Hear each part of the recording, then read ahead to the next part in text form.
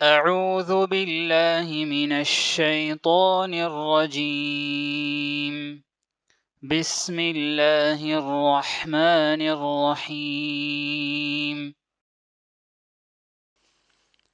السلام عليكم ورحمة الله وبركاته. بسم الله والحمد لله والصلاة والسلام على رسول الله وعلى آله وصحبه ومن والاه وبعد. عزیز دوستو، پیارے ساتھیوں، ماؤں بہنوں اور خواتین اسلام، میں سب سے پہلے اللہ رب العزت کی بارگاہ میں دعا کرتا ہوں کہ اللہ تعالی ہماری رمضان کی عبادتوں کو قبول فرمائے اور ہماری صحت کی حفاظت فرمائے اور ہمیں ہر قسم کی پریشانی اور ہر قسم کی بیماری سے اللہ ہمیں محفوظ رکھے، آمین یا رب العالمین۔ گزشتہ کی مجلس میں ہم نے ہندوستان کی اسلامی تاریخ کا آغاز کیا اور ہم نے چند اہم باتیں سنی ہندوستان کے متعلق، اور ہم نے آخر کار آریہ پر اپنی بات روکی۔ دراویڑی کون ہیں ہم نے دیکھا، اور اس کے بعد آریہ پر ہماری بات رکی، اور ہم نے کہا کہ آریہ یہ ایسی قوم تھی جو ہندوستان پر باقاعدہ بادشاہت اور ریاست کا نظام قائم کی۔ اور آج ہم انشاءاللہ ہمارے اس ویڈیو میں دیکھیں گے کہ آریہ قوم آگے چل کر کیسے بٹی اور ان کی حالت مسلمان آنے سے پہلے کیسے ان کی سلطنتیں تھیں، اور ننند خاندان کے والے کون تھے، اور سکندر کا حملہ کب ہوا، اور اس کے بعد سلطنت موریہ یہ کیسی سلطنت تھی اور کون ان کے اہم بادشاہ تھے، اور اس کے بعد گپت خاندان جو ہندوستان میں ایک اہم خاندان تھا، اور اس کے بعد ہم یہ بھی دیکھیں گے کہ ہن اور گوجر قبائل والے کون تھے، اور یہ مسلمان آنے سے پہلے ان لوگوں کی کیا حالات تھی۔ تو آریہ جیسے میں نے آپ کو بتایا کہ یہ ذات پات کے نظام پر اڑے ہوئے تھے، اور یہاں پر ایک بات بہت ضروری ہے بتانا کہ یہ جو برہمن تھے، جہاں ان کے پاس مختلف قسم کے پوجا پاٹ ہوا کرتے تھے، وہاں پر ایک اہم ان کے پاس چیز رائج تھی جسے بھینڈ چڑھانا۔ ان کے ہاں بھینڈ چڑھانا بہت ضروری تھا، تو ڈھیر سارے جانور ذبح کرتے تھے بھینڈ کے نام پر۔ جب بھی کوئی بادشاہ فتح کر لیتا ہے تو بہت بڑا بھینڈ چڑھایا جاتا ہے، تو ہر چیز کے لیے بھینڈ چڑھانا اور جانوروں کا بے تحاشا ذبح کرنا، غیر ضروری ذبح کرنا، تو ہزاروں کی تعداد میں ذبح کرنا، تو یہ یہاں پر ہندوستان میں بہت زیادہ رائج تھا۔ تو ذات پات اور یہ بھینڈ، ان دو چیزوں کی نفرت کی وجہ سے یہ جو ہندو مذہب تھا، یہ جو ویدک مذہب تھا، اس کی مخالفت ہوئی۔ تو سب سے پہلے اس کی مخالفت ہوئی گوتم بدھ کے زمانے میں۔ گوتم بدھ ایک ایسے آدمی تھے جو کپل وستو، جو شمالی ہندوستان نیپال کے قریب ان کی پیدائش ہوئی، یہ بھی شہزادے تھے، اور ان کے والد اس علاقے کے بادشاہ ہوا کرتے تھے، تو بالکل شہزادے جیسی ان کی زندگی ہوا کرتی تھی۔ لیکن ہوا یہ کہ ان کی زندگی میں ایک اچانک ایک تبدیلی پیدا ہوئی، ایک ٹرننگ پوائنٹ آیا۔ وہ یہ کہ جب انہوں نے دیکھا کہ برہمن ذات پات کے اس نظام پر اڑے ہوئے ہیں، اور اس نظام کی وجہ سے وہ جیسے لوگوں پر ظلم کر رہے ہیں، یہ جب انہوں نے دیکھا تو ان کی زندگی میں تبدیلی آئی۔ تو انہوں نے سوچا کہ بھائی یہ آخر ہوتا کیوں ہے؟ ہم انسان سب مساوات ہیں، سب ایک ہیں، ہمارے جسم میں بھی خون لال ہے اور ان کے جسم میں بھی خون لال ہے، وہی ذہن اللہ نے انہیں دیا ہے تو ہمیں بھی اللہ نے وہی ذہن دیا ہے۔ تو آخرکار یہ پیدائش کی بنیاد پر یہ جو تفرقہ ہے، یہ کس چیز کی طرف اشارہ کر رہا ہے؟ یہ تو سراپا ظلم ہے، اسے ہونا نہیں چاہیے۔ اور اس کے بعد انہوں نے بھینڈ کو دیکھا کہ بے تحاشا بھینڈ مذہب کے نام سے، پوجا پاٹ کے نام سے، اسے بھی کافی انہیں قدورت ہوا کرتی تھی۔ تو یہ پہلے آدمی تھے جنہوں نے یہ آواز اٹھائی، کہا کہ دیکھو انسان انسان سب برابر ہے، انسان سب برابر ہیں، اور کسی بھی ذی روح، کسی بھی جاندار چیز کا ذبح کرنا یہ ٹھیک نہیں ہے، یہ انسانیت کے خلاف ہے۔ یہ کہہ کر سب سے پہلے آواز اٹھانے والے یہی گوتم بدھ تھے۔ جب ان کے اندر تبدیلی آئی تو انہوں نے اپنی شہزادی زندگی چھوڑ دی اور جنگلوں میں چلے گئے، اور جا کر وہ میڈیٹیشن کے لیے بیٹھ جاتے تھے۔ اور یہ کئی دنوں کے بعد جب ان کے آس پاس لوگ جمع ہوئے، جب ان کی جو ہے پرچار شروع ہوئی، ان کی دعوت شروع ہوئی، تو ان کے پاس لوگ جمع ہونے لگے۔ تو یہ بالکل دنیا سے دور رہنا یہ ان کا کانسیپٹ تھا، یہاں تک کہ جسم میں کپڑے نہیں پہننا جتنا ہو سکے آدمی کو دنیا کی خواہشات، دنیا کے لذات اور دنیاوی چیزوں سے دور ہونا چاہیے، یہ ان کا دعویٰ تھا۔ اور گوتم بدھ یہ بھی دعویٰ کرتے تھے کہ اگر کوئی آدمی اس نے اپنے آپ کو تمام قسم کی برائیاں سے دور کر لی، اپنے خواہشات کو اس نے نیست و نابود کر دیا، خواہشات کو کچل دیا، تو اسے نروان ملتا ہے، وہ جیت جاتا ہے، وہ اس دنیا میں جیت جاتا ہے۔ تو اصل میں بدھ مذہب کی بنیاد انہوں نے رکھی، آگے چل کر یہ جو اپنی باتیں پیش کر رہے تھے اسی کو بدھ مذہب کا نام دیا گیا، یہی بدھ مذہب بنا، یہی بدھ مذہب جو دنیا میں آج رائج ہے۔ اس کے بانی وہی تھے جو ہندوستان میں قبل مسیح علیہ السلام سے 600 سال پہلے انہوں نے اس کا آغاز کیا تھا۔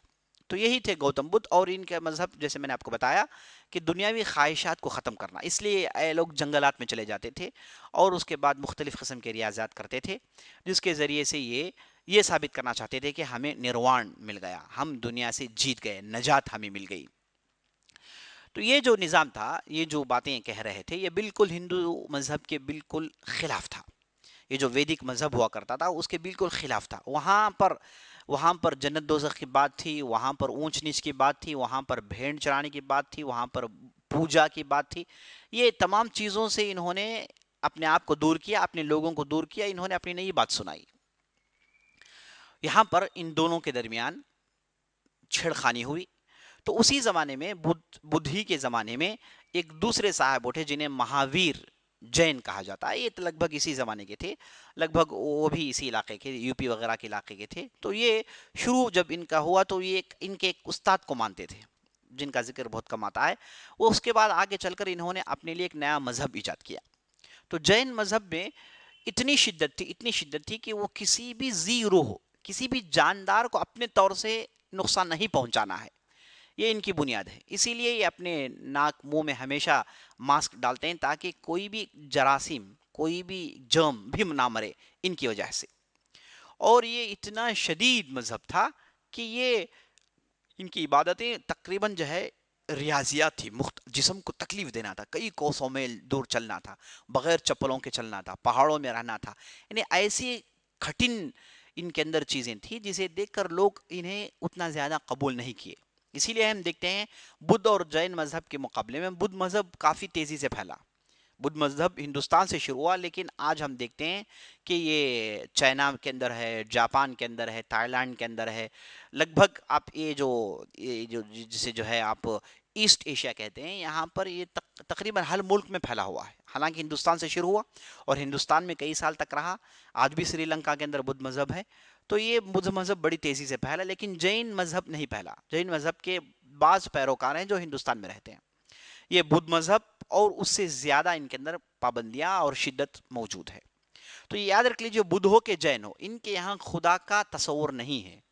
یہ آپ تقریباً ان کا مطالعہ کریں گے تو آپ تقریباً جان جائیں گے کہ یہ الحاد ان کے اندر ہے، خدا کا انکار ان کے اندر ہے، ایتھیزم ان کے اندر ہے، کسی خدا کا تصور نہ دیتے ہیں، نہ اس تعلق سے ان کے پاس کوئی گفتگو ہے۔ خدا کا سزا دینا، خدا کا جزا دینا، جنت دینا، دوزخ دینا، یہ تصور ان کے پاس ہے ہی نہیں۔ ان کے پاس صرف تصور یہ ہے کہ دنیا میں پیدا ہو گئے اور دنیا میں اگر ہم کو جیت حاصل کرنی ہے نا، تو ہمیں اس دنیا سے دور رہنا ہے، دنیاوی خواہشات سے دور رہنا ہے اور دنیاوی لذات سے دور رہنا ہے، جو کہ ہم جانتے ہیں جو انسان کے خلاف ہے۔ اللہ نے انسان کو بنایا، اللہ نے انسان کے اندر لذات رکھے، لیکن اللہ نے کہا کہ دیکھیں یہ لذت، یہ خواہشات کو پورا کرنے کے لیے حلال طریقہ ہے، اور یہ خواہشات کو اگر آپ حرام طریقے میں پورا کریں گے تو میری پکڑ تمہارے لیے ہے۔ تو یہ جو بالکل صاف سیدھا آسان طریقہ، اسے چھوڑ کر انہوں نے بڑی خطرناک بھول بھلائیے والی زندگی اختیار کی۔ اس کی وجہ کیا ہے عزیز دوستو؟ ذات پات کے نظام پر ذات پات کی بات کہہ کر یہ جو شدت انہوں نے اختیار کی، اس کی وجہ سے یہ بدھ اور جین مذہب عروج میں آئے، ظاہر ہوئے۔ اس کی بنیادی وجہ برہمنوں کا ظلم تھا۔ برہمن اپنے اونچے نسل کے ہونے کا دعویٰ اور ہمیشہ خدا کے قریب ہونے کا دعویٰ، اپنے آپ کو پاک مقدس سمجھنے کا دعویٰ تھا، کہ اسی زمانے میں یہ دو مذہب عروج میں آئے جنہوں نے ان کی کٹر مخالفت کی۔ لیکن آگے چل کر ہندو مذہب بھی بدھ مذہب سے کافی متاثر ہوا، کافی متاثر اس ناحیے سے کہ ہندو مذہب میں آج جو کہا جاتا ہے کہ ذبح نہیں کرنا چاہیے، گایوں کا ذبح نہیں کرنا چاہیے، جانوروں کا جو ذبح نہیں کرنا چاہیے، کہتے ہیں کہ اصل میں بدھ مذہب سے آیا ہے۔ منوسمرتی جو لکھنے والے تھے وہ کافی بدھ مذہب سے متاثر تھے، اور بدھ مذہب اور ہندو مذہب ہندوستان میں یہ دو ایسی طاقتیں تھیں جو اسلام آنے سے پہلے آپس میں ان کے درمیان بڑے گھناؤنے ٹکراؤ ہوا کرتے تھے، آپس میں ان کے ہاں بہت سارے اختلافات تھے، اور کئی لوگ ایسے بھی نکل آئے جو دونوں کو جوڑ کر دیکھنا چاہتے تھے، دونوں کو ملا کر دیکھنا چاہتے تھے، درمیانی رائے اختیار کرنا چاہتے تھے۔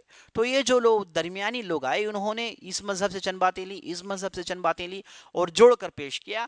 عوام کو امن و امان میں رکھنے کے لیے بھرپور کوشش کی گئی، لیکن اس کے باوجود ایک حد تک ایک کامیاب نہیں ہو پائے۔ ہندو مذہب رہا، بدھ مذہب رہا۔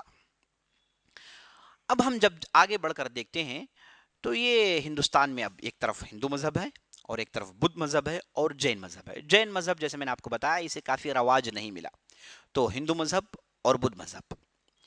جب ہم آگے بڑھ کر سیاسی تاریخ پڑھتے ہیں تو ہم کو سب سے پہلی جو سلطنت، سب سے پہلا خاندان جو ہم کو ہندوستان کی تاریخ میں نظر آتا ہے وہ ہے ننند خاندان، جو باقاعدہ بڑی حکومت اس نے قائم کی، بہت بڑی حکومت قائم کی۔ اس خاندان کے بہت سارے بادشاہ آئے، جس کی تفصیل جاننا میں سمجھتا ہوں کہ زیادہ ضروری نہیں، لیکن اس خاندان کے زمانے میں جو ایک اہم واقعہ پیش آیا وہ یہ تھا کہ اس زمانے میں الیگزینڈر کا حملہ ہندوستان میں ہوا۔ الیگزینڈر کو اردو میں سکندر کہتے ہیں، تو سکندر کا حملہ ہندوستان میں ہوا ہے۔ سکندر وہ آدمی تھا جس کے تعلق ساری دنیا جانتی ہے، یہ نکلا تھا گریس میسیڈونیا سے۔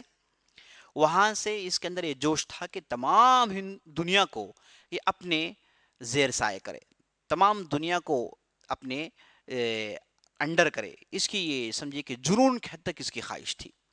اور ایرانیوں سے پرانی لڑائیاں، پرشین اور رومنس، ان کے درمیان جو پرانی لڑائیاں ہوئی، ہمیشہ پرشین جیتا کرتے تھے، کبھی بھی رومنس نہیں جیتے۔ تو پہلا آدمی جو رومی ہونے کے باوجود آگے بڑھ کر ایرانیوں کو جس نے دبایا، زپایا، وہ یہی سکندر تھا، اس لیے یہ کافی مشہور ہے تاریخ میں۔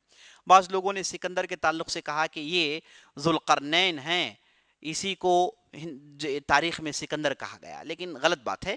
ذوالقرنین الگ ہیں، سکندر الگ ہیں۔ ذوالقرنین اور سکندر کے درمیان کئی ہزار سال کا فاصلہ ہے۔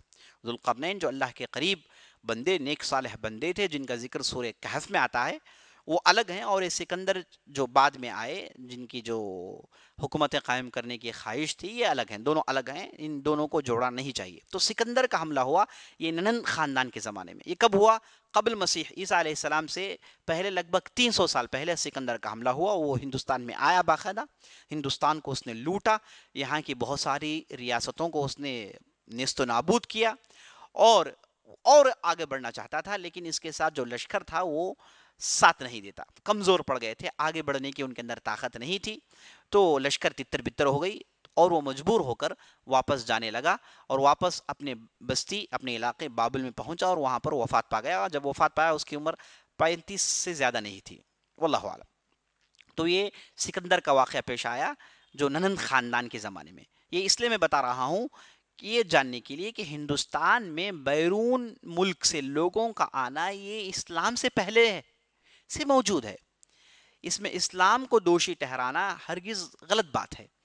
لوگ کہتے ہیں کہ اسلام کے محمود غزنوی آئے جنہوں نے حملہ کیا، فلاں آئے جنہوں نے حملہ کیا، اسلام کے نام کو خراب کرنے کی جو کوشش کرتے ہیں، انہیں جان لینا چاہیے کہ اسلام سے پہلے یہاں پر مختلف ریاستیں تھیں جن کے درمیان بہت سارا خون خرابہ ہوا کرتا تھا، اور سکندر یہ اسلام آنے سے پہلے ہندوستان میں آیا تھا، اور ہندوستان میں ہمیشہ سے باہر کے لوگوں کا آنا، اس سے پہلے آپ نے آریہ کا ذکر سنا، اس کے درمیان اور بھی قبائل آئے جو تاریخ میں جن کے نام مشہور نہیں ہوئے، جو مشہور ہیں جن کے واقعات میں آپ کے سامنے پیش کر رہا ہوں۔ تو سکندر کا آنا تھا، اور اس کے بعد یہ ننند خاندان بعد میں ختم ہو گیا۔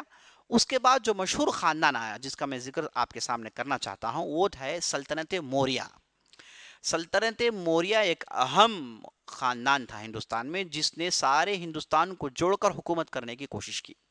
اس خاندان کا پہلا بادشاہ جس کا نام چندر گپت تھا، یہ شروع میں بالکل معمولی اس کی شروعات ہوئی، لیکن آگے چل کر اس نے اپنی طاقت کو بہت مضبوط کیا، اپنی سلطنت کو بہت مضبوط کیا، اور اس کے بعد اس کا بیٹا آیا جس کا نام بندوسارا تھا، یہ دو گزرے، اور بندوسارا کا لڑکا جس کا نام اشوک تھا، اشوک وردھن جس کا نام تھا، یہ کافی شہرت حاصل کرتا ہے ہندوستان کی تاریخ میں۔ یہ اشوک وہ آدمی ہے جس نے کلنگ اڑیسہ میں ایک بہت بڑی لڑائی لڑی. یہ لڑائی سے پہلے ہندو مذہب کا پیرو تھا. یہ لڑائی ہوئی, اس لڑائی میں 1 لاکھ لوگ سے زیادہ مارے گئے. تو لڑائی جب اختتام کو پہنچی تو اشوک وردھن کافی پریشان ہوا. اس نے غور و خوض کیا کہ اتنا خون خرابہ سلطنتوں کو پھیلانے کے لیے, حکومت قائم کرنے کے لیے, پالیٹکس کے لیے یہ کس حد تک صحیح ہو سکتا ہے. تو یہ غور و خوض کرنے لگا. تو اس کے ساتھ جو مشیرین تھے ان میں سے کئی لوگوں نے بدھ مذہب کے تعلق سے تعارف کروایا. تو اشوک نے بدھ مذہب کو پڑھا, بڑی تفصیل سے پڑھا, یہاں تک کہ چند دنوں کے بعد اس نے اعلان کر دیا کہ میں بدھی ہو گیا. تو اشوک ایسا بادشاہ جس نے سارے ہندوستان کو جوڑ کر حکومت کی, وہ آگے چل کے بدھی مذہب کا پیرو بن جاتا ہے, بدھ مذہب کو اختیار کرتا ہے, ذات پات کے نظام کو ختم کرتا ہے, اور اس کے بعد یہ دنیاوی لالچی چیزوں سے اپنے آپ کو بچانے کی کوشش کرتا ہے, بھیڑوں کو ختم کرتا ہے, اور الٹا اس مذہب کا ایسا پیرو بنتا ہے, ایسا مبلغ بنتا ہے کہ اس نے سارے ہندوستان میں اس کے دائیوں کو بھیجا اور لوگوں کو بھیجا, اور اس نے بڑے بڑے لوہے کے تختیوں میں اور بڑے بڑے پتھروں میں اس نے یہ اپنے میسیج کو لکھا ہے. اس نے لوگوں میں مساوات قائم کرنے کے لیے اس نے میسیجز لکھے. اور ہندوستان میں یہ جو جسے لاٹ کہتے ہیں اردو میں, یہ ہندوستان میں بہت سارے لاٹ آج تک مل رہے ہیں.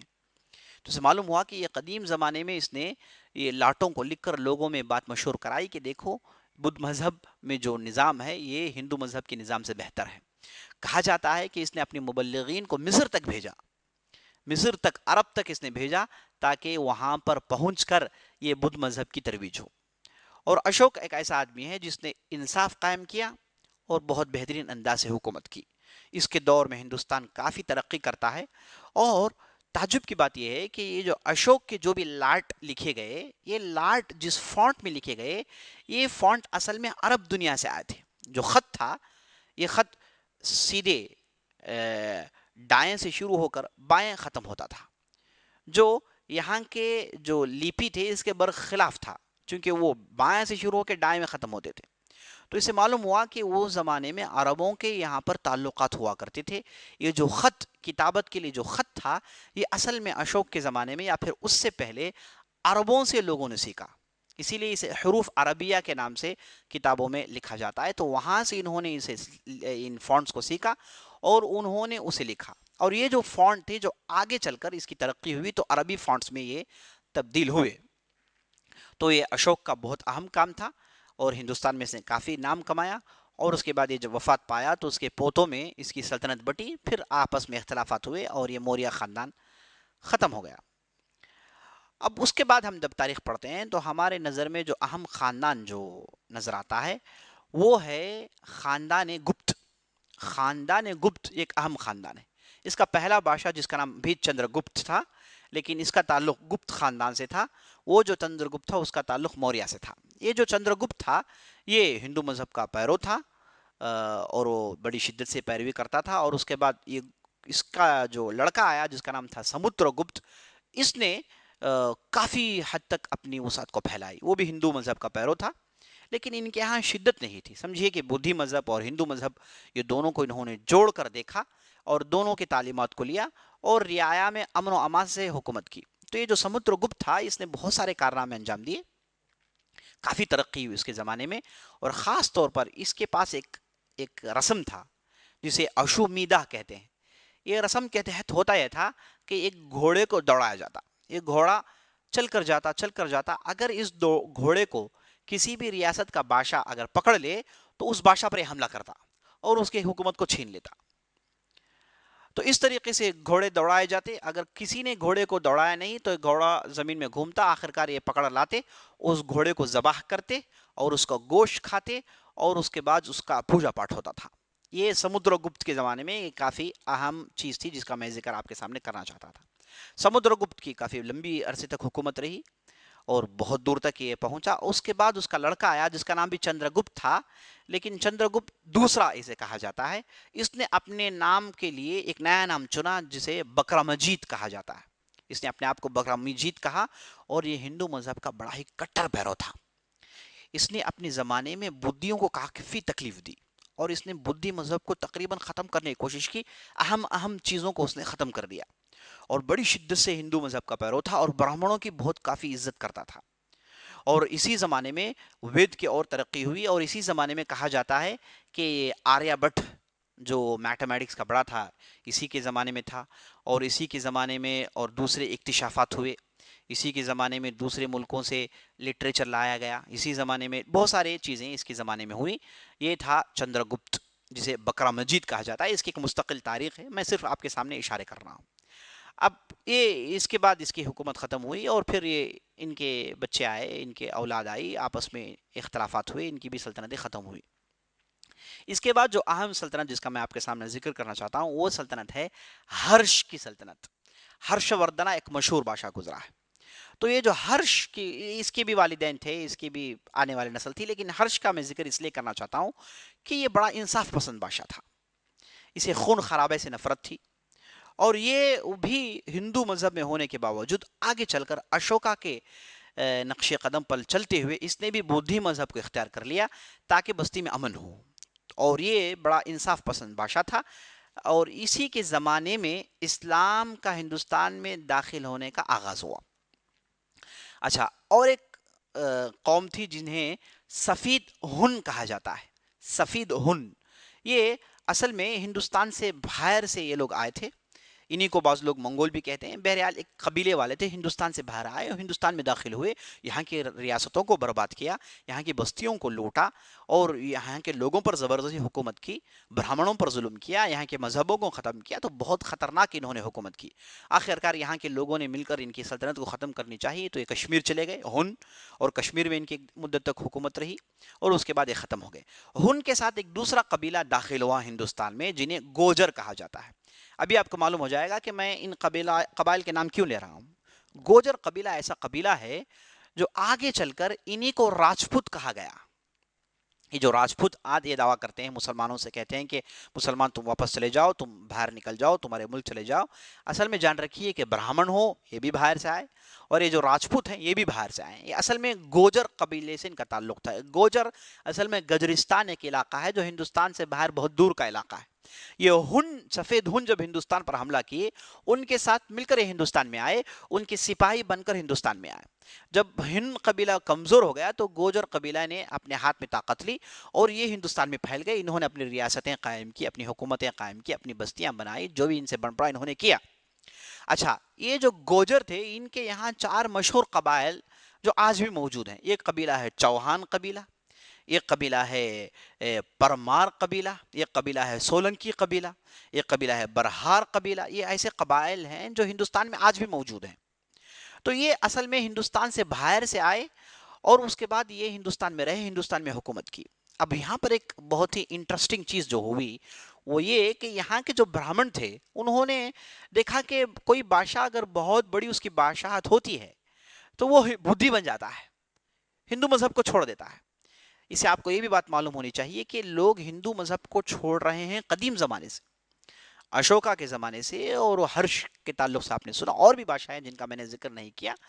انہوں نے ہندو مذہب کو چھوڑ دیا کیونکہ ان کے اندر جو نظام ہے وہ نظام مناسبت نہیں رکھتا حکومت چلانے میں, تو مجبور ہوتے ہیں نئے مذہب کو اختیار کرنے میں. تو جو اویلیبل مذہب تھا بدھ مذہب کو لوگوں نے اختیار کیا. تو یہاں کے باشندے چاہے وہ آریہ ہو کہ غیر آریہ ہو, انہوں نے اپنے مذہب کو تبدیل کیا ضرورت کے اعتبار سے. یہ لوگوں کی مرضی ہے, یہ ان کا رائٹس ہے کہ وہ اپنے مذہب کو اختیار کریں. تو آج جو ہندوستان میں ہو رہا ہے مذہب کی تبدیل کو روکنے کی جو کوشش کی جا رہی ہے اور مذہب کے تبدیل خود کر رہے ہیں گھر واپسی کے نام سے, یہ جو بھی ہو رہا ہے یہ اصل میں ہندوستان کی تاریخ کے خلاف ہے. یہ انہوں نے اپنی تاریخ اگر پڑھی ہوتی تو انہیں معلوم ہوتا کہ تبدیلی مذہب ہندوستان کا ایک حصہ رہا ہے. تو ہندوستان میں ہمیشہ سے چھوٹ رہی ہے, یہ حریت رہی ہے کہ لوگ اپنے مذہب کا اختیار کریں. تو یہ شد و مت جو ہے یہ سمجھتے ہیں کہ شد و مت کے ذریعے سے ہم روک سکتے ہیں, لیکن ان حضرات کو یہ بات معلوم نہیں کہ جتنی شدت ہوگی اتنی مذہب تبدیلی ہوگی. یہ حقیقت ہے, تاریخی حقیقت ہے. اور یہ حقیقت نہ کہ صرف مسلمان علماء کہتے ہیں بلکہ ان کے علماء خود کہتے ہیں کہ ہمارے اندر ذات پات کے نظام کے نام پر جو شد و مت کیا جاتا ہے, جو شدت کی جاتی ہے, اسی وجہ سے لوگ مذہب چھوڑتے ہیں, اسی وجہ سے لوگوں نے اپنے مذہب کو چھوڑا ہے. تو یہ اگر شدت کم کر دی جائے تو ممکن ہے, لیکن یہ شدت کہاں کم کر رہے ہیں، بلکہ زیادہ کر رہے ہیں، اور لوگوں کو نفرت دلانے کا کام یہ لوگ کر رہے ہیں۔ تو بہرحال تو ہوا یہ کہ یہ جو گوجر تھے، یہ یہاں پر ان کی جب حکومت قائم ہوئی تو برہمنوں نے جو تاریخ دیکھی تھی وہ ڈر گئے۔ انہوں نے دیکھا کہ بھائی اگر انہیں ایسے چھوڑ دیا جائے تو یہ بھی مذہب تبدیل کر لیں گے۔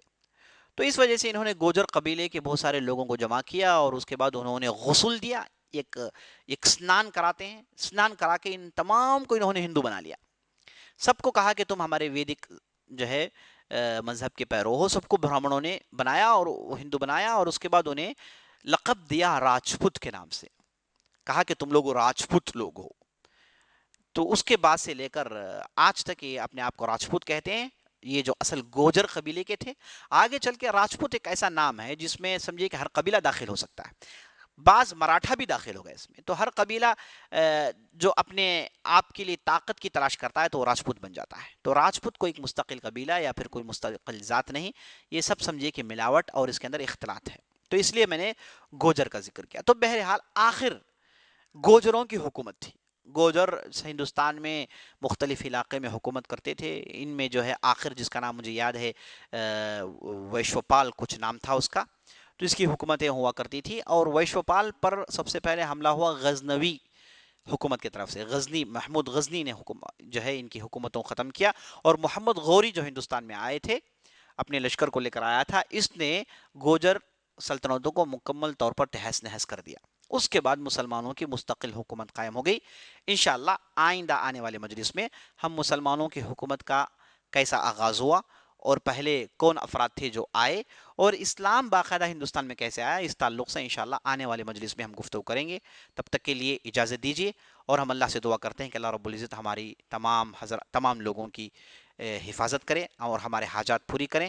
اقول قولی هذا واستغفر الله لي ولكم ولسائر المسلمين من كل ذنب وخطيئة فاستغفروه انه هو الغفور الرحيم، وصلى الله على نبينا محمد وعلى آله وصحبه اجمعين، والسلام عليكم ورحمة الله وبركاته۔